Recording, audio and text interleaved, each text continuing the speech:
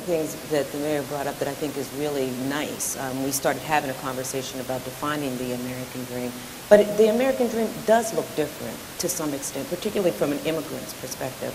And I'm wondering whether or not, Dr. Nunez, we left out anything perhaps from a woman's perspective when we talked about the American dream and what that looks like and how that operates for women in this country. Absolutely. I mean, when you think about the history of women in this country and the changes that have taken place and the changes that have not taken place, you can't but come to the conclusion that women are sometimes left behind in the American dream. There was an interesting article I was telling my colleagues when we were behind the stage earlier in the Wall Street Journal about mothering and how mothering has changed from my generation, I'm 62 years old, to this generation, and what it takes to work. They had a wonderful picture of a little boy pulling his mother's coat while she was trying to walk fast, with the cell phone, trying to get to work, dropping it off at nursery school. So I think that there are a lot of things that women aspire to have, want for their families, not for themselves, but for their families,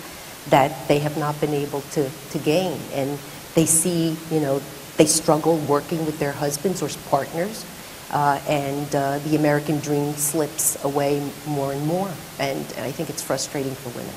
And so do you see that as an issue of it slipping away because women are having to work more, choosing to work more, trying to figure out how to balance that, trying to figure out what the American dream actually looks like in the context of being a woman, being a mom, maybe being a wife? I worked, but I was a faculty member, and that means that I had a flexible schedule.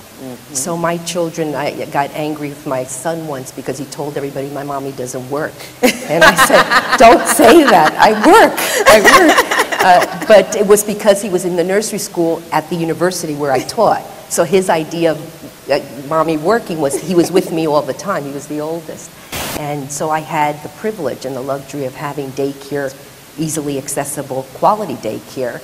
I also hired a student, I could afford it, to bring him around and my other children at lunchtime so that I could have lunch with them. So there are women who don't have that. It broke my heart. Last winter, I was sitting warming up my car, and there across the street at a neighbor's house was a woman at 5 o'clock in the morning. I get up early to exercise and get to the office, and there she was picking up her baby from the back seat of a car, bundled up with 2 packages to drop him off at 5 o'clock in the morning. And she had to get to work probably, had an hour drive to Hartford or something. And you think, how could that work? How could that work for that baby and that mother? And it's a struggle for women in this country. It's gotten better in some ways, but it's still a challenge. I find that with my students at Eastern too, when they're trying to juggle their families and their studies. Nina does that too. She juggles 2 beautiful boys, but it's a juggling act, I think, and not a balancing act always either. So.